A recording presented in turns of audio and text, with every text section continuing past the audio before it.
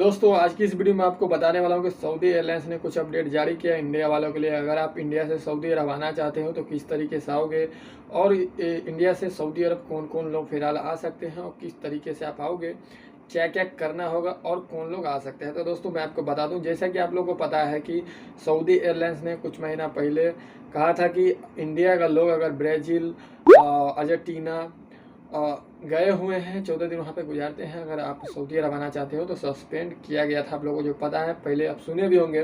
Saudi airlines कुछ अभी जो है एक अलग अपडेट दे रहे हैं। जैसे कि मैं आप लोगों को बता दूं, कुछ दिन पहले सऊदी एयरलाइंस ने कहा था कि एग्जिट, रीएंट्री, विजिट वीज़ा वाले ये लोग जो है आ सकते हैं, ठीक है ना।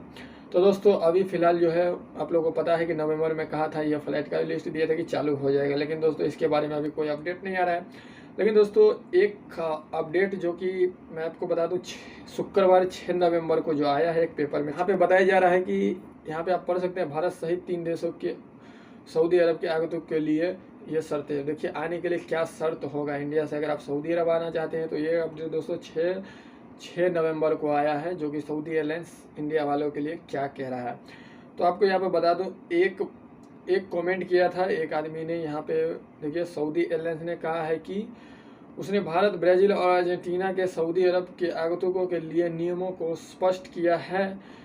मतलब कि ये कह रहा है कि भारतीय नागरिक ने सऊदी अरब से पूछी की थी कि क्या प्रभावी निकास की रीएंट्री वीज़ा वाले और नागरिक को दुबई ट्रांजिट के माध्यम से, ठीक है, सऊदी अरब आने की अनुमति दी जाएगी। मतलब दोस्तों यहाँ पे एक भाई पूछा था, पेपर वाले कह रहे हैं कि एक भाई पूछा था कि इंडिया वालों के लिए क्या सऊदी अरब में आने की अनुमति है, जिसका वीज़ा एग्जिट और रीएंट्री वीज़ा है, क्या वो लोग इंडिया से सऊदी अरब आ सकते हैं। तो किस तरीके से, क्या दुबई जा कर के इंडिया से सऊदी अरब आ सकते हैं। दोस्तों सऊदी एयरलाइन देखिए यहाँ पे जवाब दिया। सऊदी एयरलाइन ने ट्वीट पर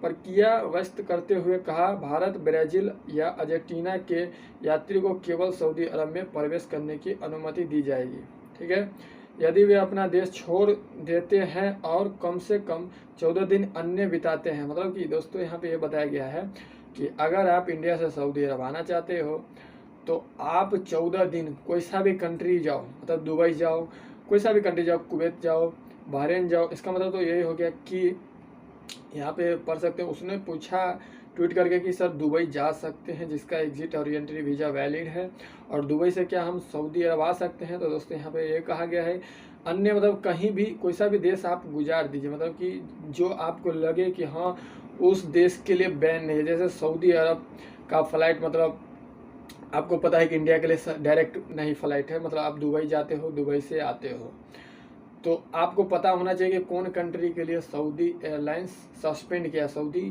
फ़्लाइट नहीं आ सकता है, उस देश का फ़्लाइट सऊदी अरब नहीं आ सकता है। जैसे कि आपको पता है कि दुबई जा कर के आप आ सकते हो, कुवैत से भी फ़्लाइट सऊदी अरब आ रहा है, जैसे आप लोगों को पता है बहरीन से आ रहा है, ओमान से आ रहा है।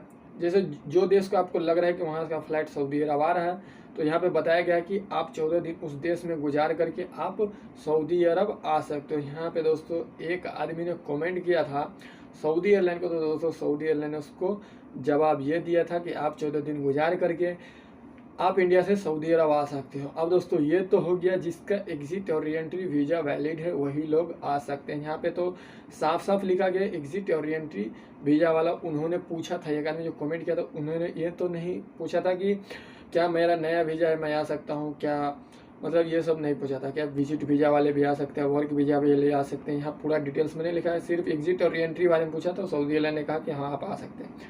अब दोस्तों मैं आपको बता देता हूँ जवाजात का।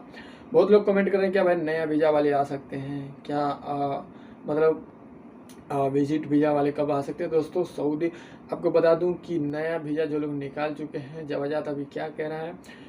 और बहुत लोग पूछा, यहाँ पे आप पढ़ भी सकते हैं कि सर हम सऊदी अरब कब तक आ सकते हैं, मेरा नया वीज़ा है।